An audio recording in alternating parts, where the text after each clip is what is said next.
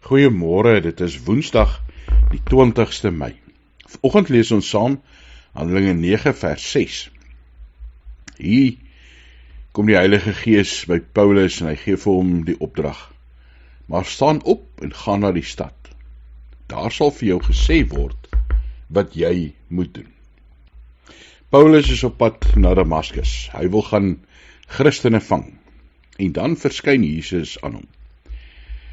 En dan kry Paulus hierdie opdrag, gaan na Damaskus toe en gaan luister daar, ek sal daar vir jou sê wat jy moet doen.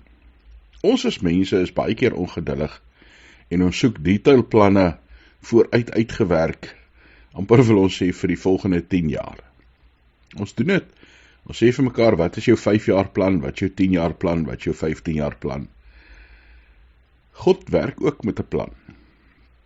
Maar God deel nie altyd sy plan so in detail met ons elke dag nie. Hy sê vir ons en vra vir ons wat ons vandag moet doen en gee vir ons 'n opdrag, ja. Maar alles is nie altyd so ver uitgewerk soos wat ons as mense wil hê nie. God weet wat hy doen, God is in beheer. En dit is belangrik dat ons elke dag sal luister na God se stem. Ja, dat ons sal gaan en wanneer ons daar is, sal wag dat die Here vir ons sê wat presies hy wil hê ons moet doen.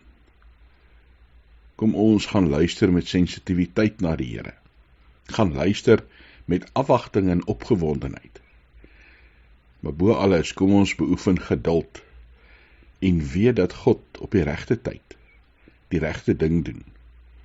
Kom ons weet dat God op die regte tyd die regte opdrag gee. Kom ons gaan luister. Hemelse Vader, dankie dat ons aan U kan behoort. Dankie dat ons verhale kan lees van mense wat U ontmoet en totaal van rigting verander.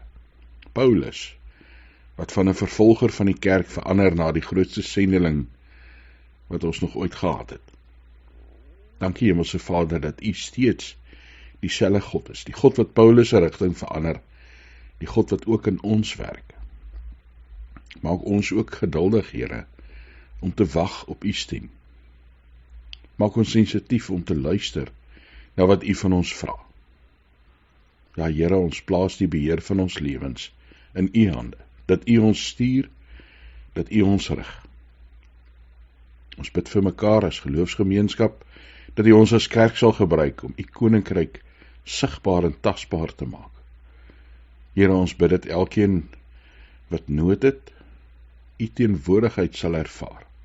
U vrede, U hoop, Here, U sorg en voorsiening.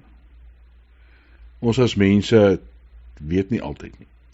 Ons het baie keer ons eie planne, maar U is die Almagtige, die Alwetende. Mag ons in U ons rus en ons vrede vind. In Jesus Christus se naam. Amen.